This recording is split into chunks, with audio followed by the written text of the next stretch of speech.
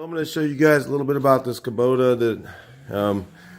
This L295dt. I mean, all these old 80s Kubotas are super tough, and the only problem is a lot of times it's hard to get the parts for them.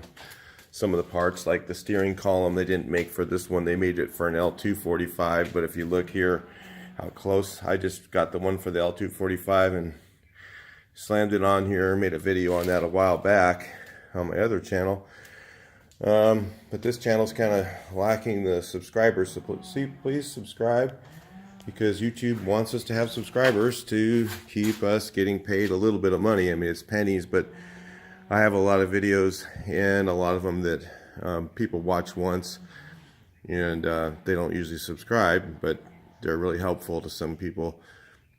This one may not be as much helpful, but I appreciate the subscription.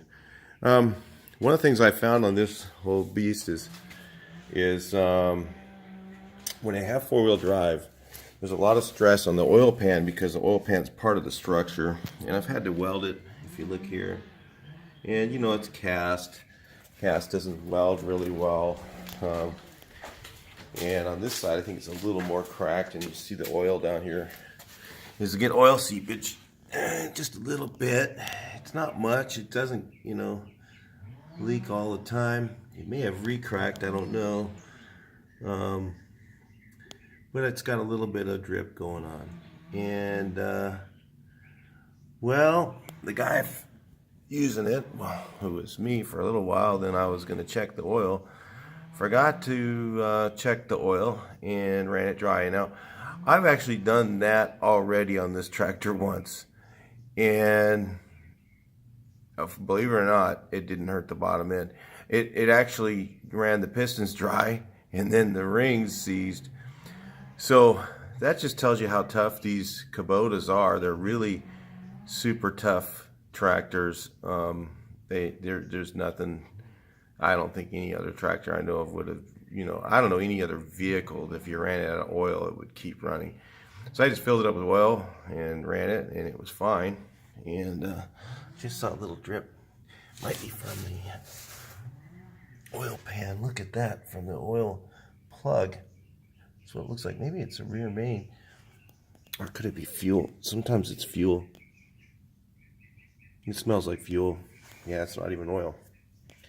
So, yeah, there's a little fuel leak up here on the return. Got to do a little bit of work on it.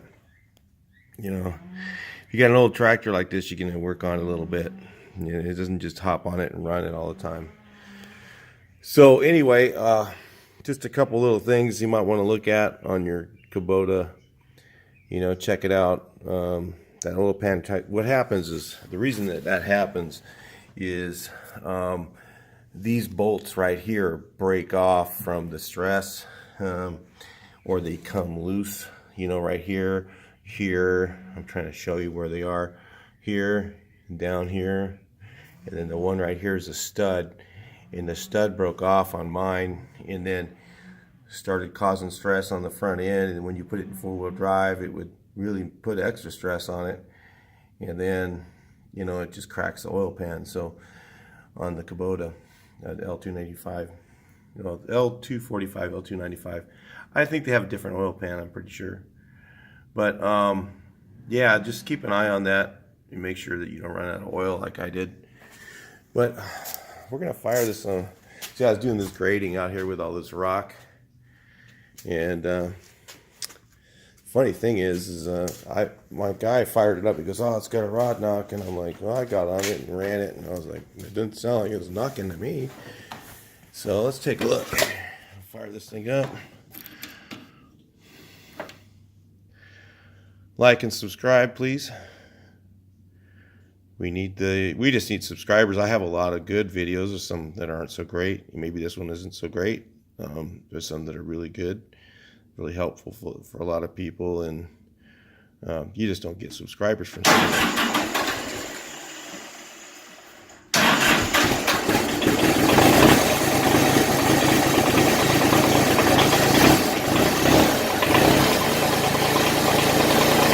Sounds like a diesel, but it doesn't sound like it's rattling.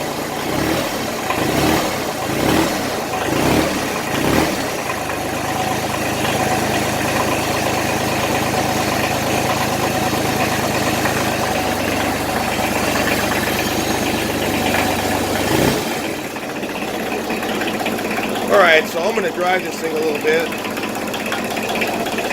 Let's back it up and see if it's the back goes really got bad hydraulic leaks. We were going to work on it here. They're easy to fix. We shut the lid here and then we'll go for a little short drive. Seems like I just hear a little tiki boy going on with you. Yeah, it's got a little bit of a loose rod. I don't know if it was enough to spin a bearing, but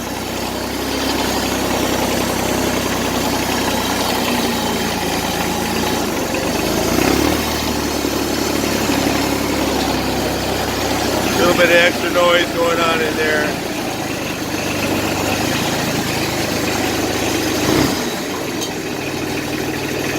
That's pretty tough though, I'll tell you. Hang on. Ooh, what was that? Spinning the bearing? You know, let's see what that was.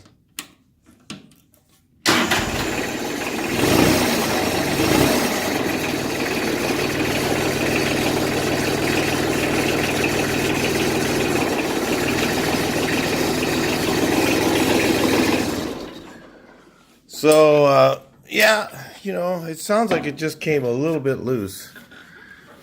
But that means we're probably going to have to do at least the bottom end. So if you're going to be doing your Kubota and you need to do your motor, stay tuned and watch some of the other videos on this. We're going to have some videos on tearing down the Kubota and splitting this thing. It's not going to be very fun. It's actually a bit of work to get the oil pan off because of the four-wheel drive.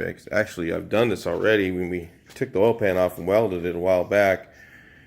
But you know, this rod knock is going to cause us to have to take that oil pan off again. And I don't know if we could just slip bearings in it. I don't know. We might just take it apart, take the oil pan off, and take a look at it. Just slide some bearings in there because it just came a little bit loose. It's not like super rattly. It's just a little bit of noise in there that tells me that the rod's loose. Just a little bit. It didn't. I bet it probably didn't even quite spin the bearing. That's how tough these tractors are. These Kubotas are. You know, you can't get a Chinese tractor like this one. No. That's why there's so much more money. You know, the new ones are, what, 35 grand, like this one, the size of this one. It's a medium-sized tractor. Used, they go for, here, you know, it's probably close to 10 grand or something like that. But I got to get the rod fixed on it, either way. But all right, so stay tuned, and you can watch some of the other stuff on the repairs. We'll keep you guys updated. If we find anything interesting, different, you might learn something on your Kubota, and talk to the next video.